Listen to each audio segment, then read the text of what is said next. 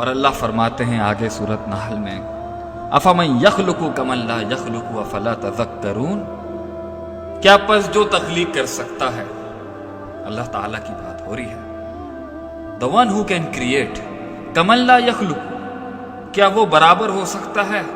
جو تخلیق نہیں کر سکتا اس اللہ کی ذات کے جو بہت بلند ہے۔ افلا تذکرون، کیا تم نصیحت حاصل نہیں کرتے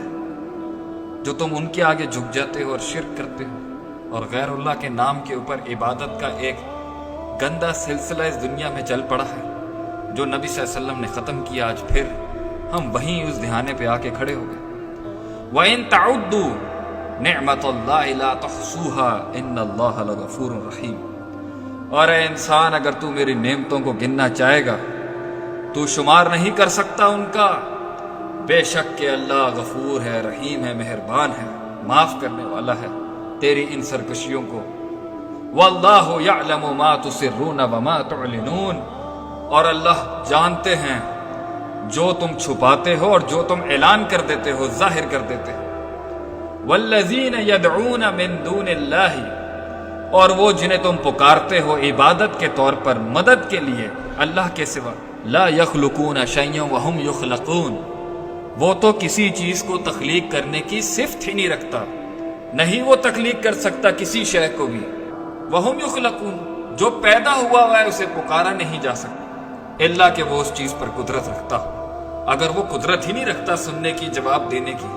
تو پھر کیوں والذین یدعون من دون اللہ کرتے ہو، کیوں اللہ کے سوا پکارتے ہو غیر اللہ کو؟ اللہ فرماتے ہیں اموات غیر احیاء، یہ مردہ ہیں، یہ زندہ نہیں ہیں، وما یشعرون، مگر اے مشرکین مکہ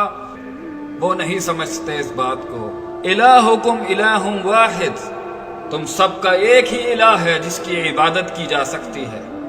اور وہ عبادت کے لائق ہے۔ فالذین لا یؤمنون بالآخرۃ، اور وہ لوگ جو آخرت پر ایمان نہیں رکھتے، قلوبہم منکرہ، ان کے دل انکار کرتے ہیں، انکار کرنے والے دلوں کے مالک ہیں وہ۔ وہم مستکبرون، اور وہ اللہ کے ساتھ تکبر کرتے ہیں،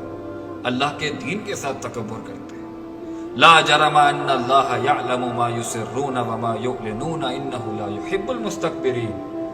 اور اللہ جانتے ہیں جو تم چھپاتے ہو اور جو تم ظاہر کرتے ہو، بے شک کہ اللہ نہیں پسند کرتا، نہیں محبت کرتا متکبرین کے ساتھ۔ اور کبر کی کیا زبردست تعریف نبی صلی اللہ علیہ وسلم نے کی ہے کہ بطر الحق وغمط الناس، کسی کو حقیر سمجھنا اور حق کو جھٹلا دینا۔ ابلیس نے یہ دونوں کیے،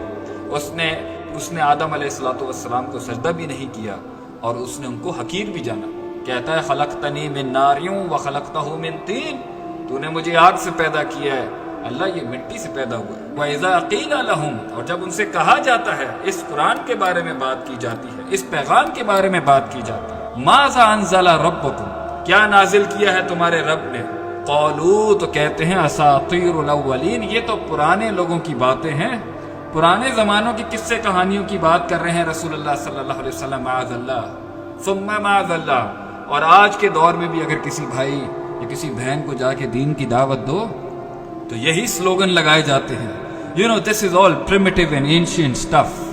نعوذ باللہ، سبحانہ وتعالی عما یشرکون وعما یصفون۔ اللہ کی بات ہو یا اللہ کے نبی کی،